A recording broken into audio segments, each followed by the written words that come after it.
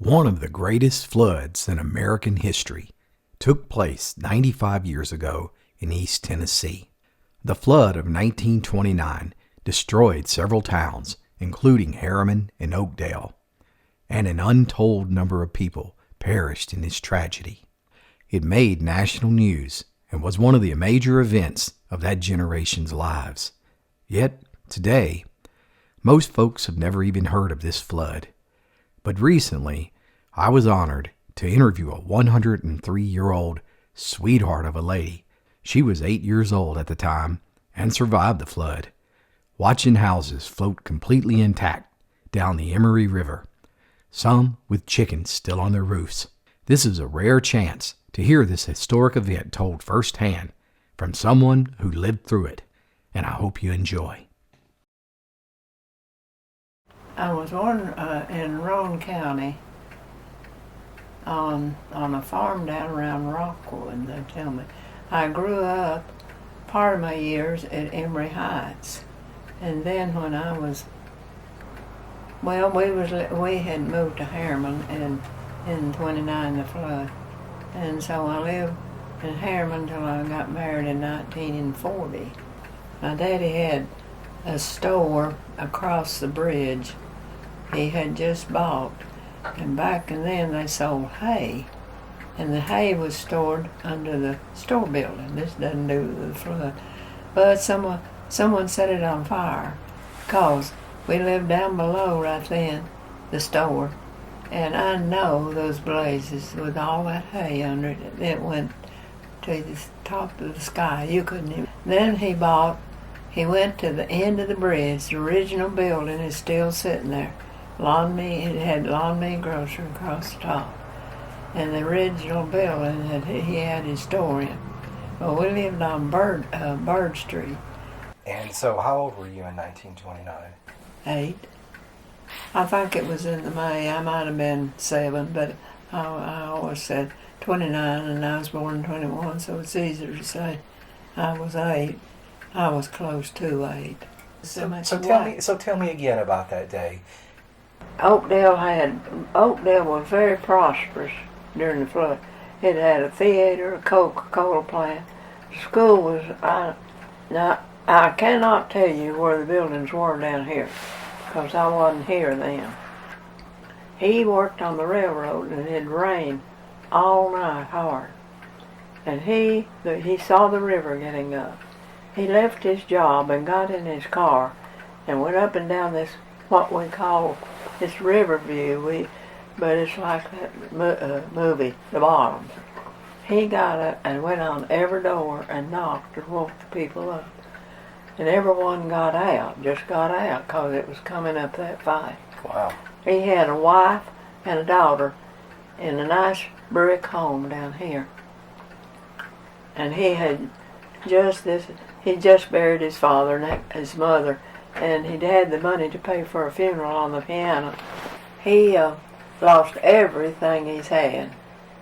And the people up here didn't lose their homes, but it was full of sand.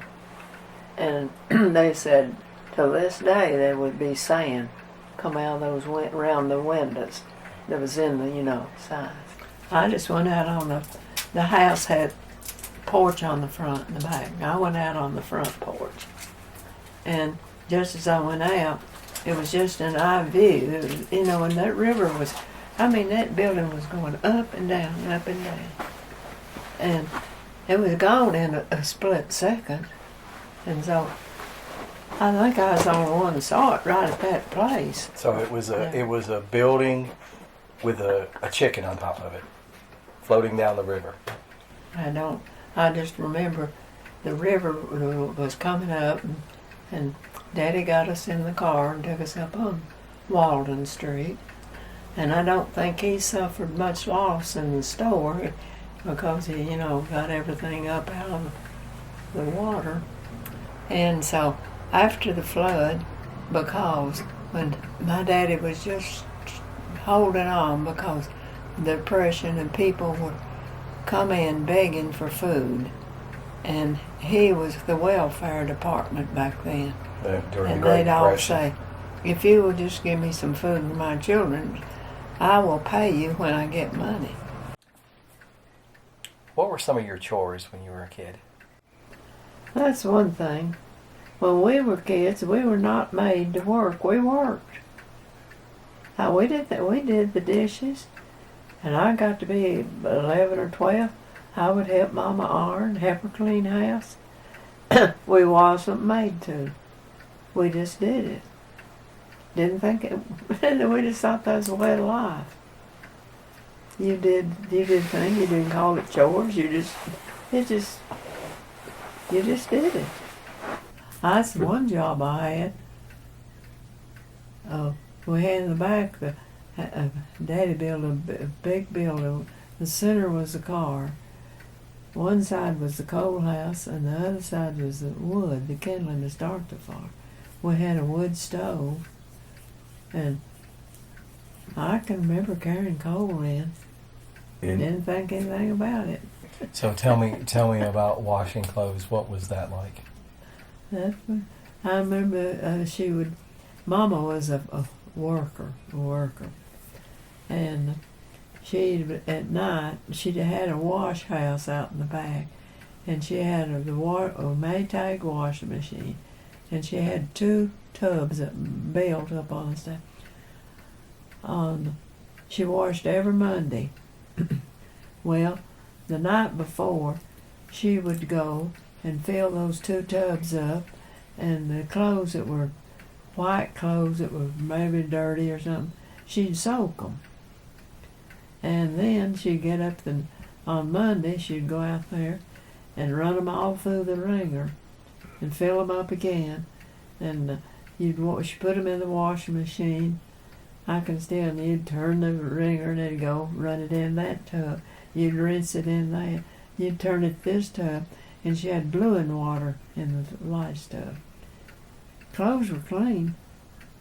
And then after she had to catch them, we had about at least 5 clotheslines, but they were up where they didn't bother you about you could walk on, did it? And hang them up, clothespin on the bag, and hang those up. Take them down, and your shirt, her Daddy's shirts, and the pillowcases, the dresses. She had a big kettle of starch she'd made. She'd cook it on the stove. She would put her shirts and everything, pillowcases, and run them through the starch after she'd rinsed them twice. And then she'd take them down and take them in the house, and she'd put them on the dining room table. Of course, it had an oilcloth on it. She had a big old bottle with a sprinkling head in it.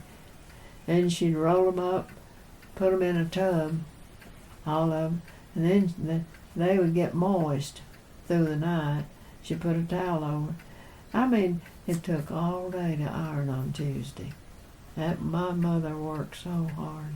I say my mother's grandmother and daddy, I think they really had a hard time. They lived way out in the mountains, and I can remember going to their house, and they didn't have a lot. They had a huge big kitchen, big long table, probably handmade, and a stove, and I reckon they existed. And my grandmother, well, she was the quilt maker. I think things like that are kind of inherited. Now, I'm the only one that really, I couldn't come up to her. You wouldn't believe how she could sit down. I have to draw it and cut it out and everything. She freehand cut it and take these little pieces and put them together, and they'd lay just flat. It amazed me. What do you think of the internet? I don't know a thing in the world about any of that.